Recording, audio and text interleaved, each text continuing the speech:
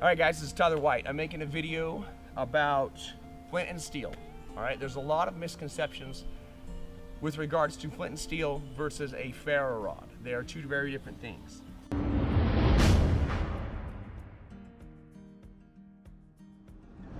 This is flint and steel, or in my case, chert and steel. This is a ferro rod. Now what's happening with the ferro rod is this. It has ferrous, which is iron, that you are scraping off by using one metal to scrape off another metal, and that iron is hitting the oxygen in the air and bursting into sparks. Okay, that is a ferro rod. That is not flint and steel. There's no flint in this process. It's steel and steel. This is a very modern technique because it's only recently been something that we can do to mix iron with other steels that will ignite at a much higher spark temperature than the old school flint and steel. So let's talk about actual flint and steel. Actual flint and steel is this.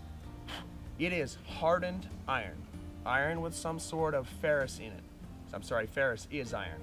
The reason why you have to have that is because you have to have a you have to have a metal that is combustible when it hits oxygen. If you don't have that, it won't work. So what's happening is this. It has to be hardened. If it's not hardened, it won't work. If you think about this on a micro level, if you were to scrape your fingers through mud, it doesn't throw chunks off. That's like trying to run a soft metal on a rock. Now, if you have mud that has been sun cooked, you have those chunks on the top, right?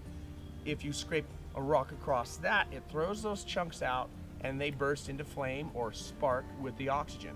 So what's happening with a flint and steel is the rock is ripping little chunks of iron off, they're mixing with the oxygen, and that's making your spark.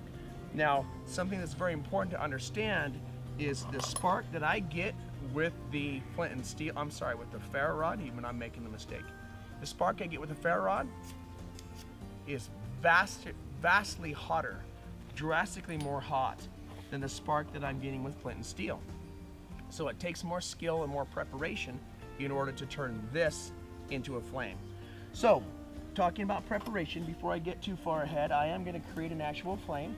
I showed you guys in a different video how to make some nesting material, and I have a little bit right here.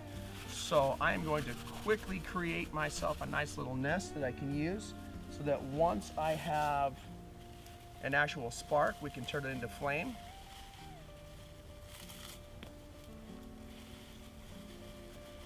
There's some nesting material, set that right there. I also prepared some char cloth. Char cloth is basically plant-based material that has been cooked without oxygen. You cook it inside of a container that off-gases. Once the gases stop leaking out, and you'll see it's like a candle that shuts itself off, then you remove it and let it cool down. This will hold an ember for you if you throw a spark at it. I'll do another video that shows you just how to make char cloth, okay? So for now, I made in my little Tabasco chocolates tin can a bunch of char cloth. Right there's all my little pile of char cloth. Now there's two ways you can do this. One of them is to just hold the iron like this and to throw sparks into the pan. Once you get one, you grab it and pull it out. That's easy. It's good when you have char material that is like bark or something that's just kind of all over the place. I would say natural material, like if I were to char this stuff, I would probably do it that way, but it's a waste if you have little strips of cloth like I have at this time. So instead of throwing my spark, into the can, I'm just gonna do the spark on the little piece of cloth right here.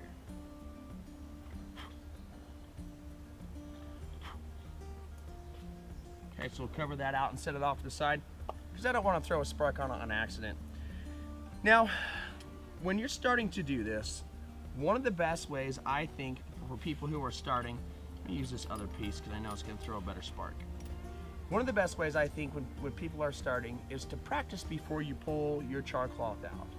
What I'll have them do is I'll have them throw a spark and keep throwing at it and change the angle until you get your spark. So you're attempting, you're not getting anything, and you change the angle, and eventually you're gonna get your spark. The other thing to remember is the hand is loose. You're kind of whipping this. You're not hitting it, you're not smacking it, you're glancing it off. If you glance it off, and I'm also not going straight at it. I'm hitting it at an angle. I'm trying to shave that outer edge off. So when I start to shave that outer edge, you notice that's where my sparks are. Let's say I wasn't getting sparks. I start changing my pitch, and eventually I start getting it and I hold it there. This lets me know that if I want sparks from this stone and this chunk of steel, I need to do it at that angle. So make sure you practice before you throw the char cloth on there. There are 2 or 3 ways to do this as well. One of them is to hold the char cloth on the bottom, throw sparks, and hope that you get it on the bottom. Whenever I do that, my sparks go to the top. The other way is to hold it on the top, and whenever I do this, the sparks go to the bottom. So the way that I've found that works the best for me is to hold it with thumb and forefinger in the middle like that, so that you can get a spark from whatever direction and it will work wherever it goes. So let's get a spark real quick.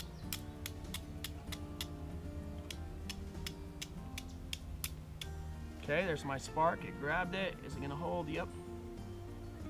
A little cheater, oh, I lost it. Let's do it again. A little cheater technique is to throw a little extra char cloth down in your nesting material so that it will hold once you get it there, because sometimes it can burn out really quick.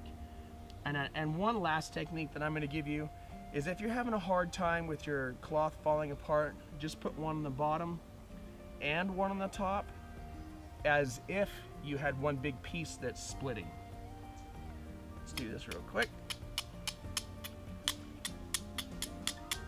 Got a spark.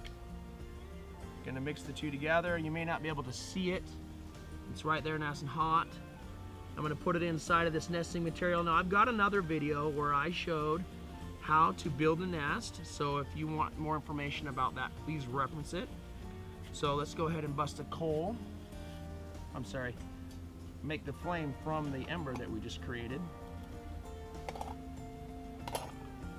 Now the way I like to do this, and it comes from a friend of mine, Mikhail, he basically said, treat it like a baby squirrel, tight enough that it's not gonna get loose, loose enough that you're not gonna suffocate it. So I will tuck it around just a little bit. You still see there's smoke coming out of there, and I'm not in a super big hurry. The reason I'm not in a big hurry is because that little ember is creating heat. It's convection heating all around it. And what that's doing is drying that last 10% of water out of my material. Even the driest of material has some kind of water in it. And while that happens, it's gonna make it more combustible, right? It gives the material the ability to get hotter faster. I see smoke, so it's going. So what I'm gonna do now is feed it oxygen. I'm basically flying it like an airplane. You know, when you're a little kid, you had an airplane, you went, whoa. Okay, you can do this all the way to flame, which I just did right there, or you can just blow underneath it. So that is how you run Flint and Steel. Practice it before you throw the char cloth on it. Watch the other video on nesting material for the nesting material. Watch the other video on the char cloth, and that's how you figure it out. All right, guys, that's been a video on how to run Flint and Steel with char cloth. There is a difference between the ferro and the Flint and Steel. Please understand that. Practice it, even if you don't have char cloth. You know, throw a couple sparks, do what you gotta do. Hopefully this is valuable to you. This is a demonstration by Tyler White. Thank you for watching.